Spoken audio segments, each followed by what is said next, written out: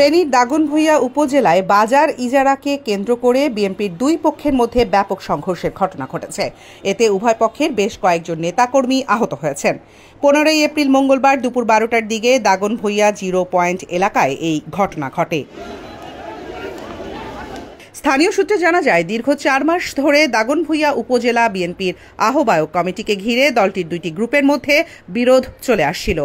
একদিকে রয়েছেন বিএনপির ভাইস চেয়ারম্যান আব্দুল আউয়াল মিন্টুর ভাই উপজেলা বিএনপির আহ্বায়ক আকবর হোসেন, অন্যদিকে সদ্য বহিষ্কৃত জেলা ছাত্র দলের সহ সভাপতি কাজী জামশেদুর রহমান ফটিক। সম্প্রতি বাজার ইজারা নেওয়া নিয়ে এই বিরোধ চরমে ওঠে। 14 এপ্রিল সোমবার ফটিকপন্থীদের সঙ্গে আকবরপন্থীদের বাকবিতণ্ডার এক পর্যায়ে উত্তেজনার সৃষ্টি হয়।